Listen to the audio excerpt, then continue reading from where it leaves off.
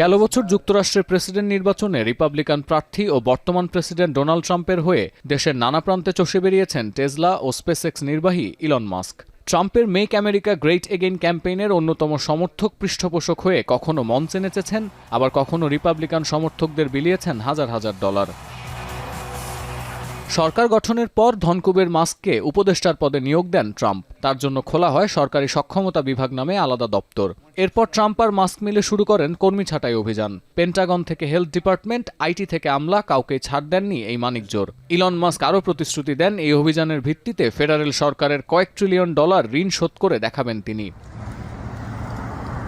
কিন্তু মাস্কের অধ্যত্ব আর কর্মপরিকল্পনা নিয়ে যথেষ্ট সমালোচনা হয়েছে হোয়াইট হাউসের ভেতরে ও বাইরে। বিরাগভাজন হয়েছেন খোদ রিপাবলিকানদেরও। এই যাত্রার সমাপ্তি ঘটেছে গেল সপ্তাহে। 129 দিন ডিপার্টমেন্ট অব গভর্নমেন্ট এফিসিয়েন্সির উপদেষ্টার পদে দায়িত্ব পালনের পর সেখান থেকে সরে গেছেন এই টেক বিলিয়নিয়ার। মাস্কের বিদায়ও হয়েছে আড়ম্বরের সঙ্গেই। খোদ মার্কিন প্রেসিডেন্টের কাছ থেকে প্রশংসা আর শুভেচ্ছা স্মারক সোনার চাবি নিয়ে ওভাল অফিস ছেড়েছেন ইলন মাস্ক। কিন্তু দায়িত্ব ছেড়ে জন্ম দিয়েছেন নতুন গুঞ্জনের।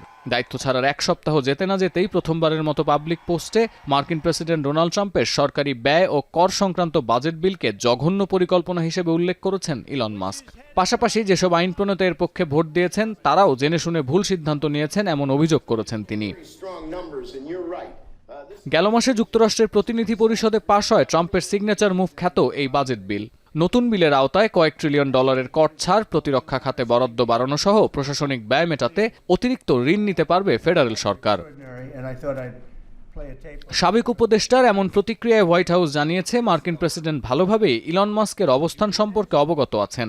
সোজা কথায় মাস্কের এই মন্তব্য নিয়ে যে বিতর্ক সৃষ্টির সম্ভাবনা দেখা যাচ্ছিল তা আমলে নিচ্ছেন না হোয়াইট হাউসের প্রেস সেক্রেটারি। আর ইলন মাস্কের এই বক্তব্যকে ট্রাম্প বিদ্বেষ হিসেবে মানতে রাজি নন বিশ্লেষকরাও। তাদের দাবি এই বিলের অনেক ত্রুটিপূর্ণ দিক আছে, ফলে এর সমালোচনা করার অধিকার আছে যে কোনো নাগরিকেরই। He probably would have said the same thing about this bill, because a business person who's used to getting things done efficiently could only look at this bill and say it's the most inefficient piece of crap I've ever seen. I mean, it really is a horrible, horrible bill when you think of all that stuff that...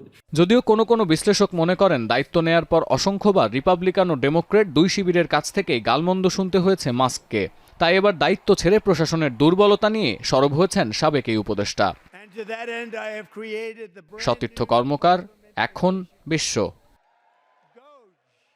shiny চুলে এখন হবে সব hairstyle. সিল্কোর দ্বিগুণ shiny চুল প্রতিদিন।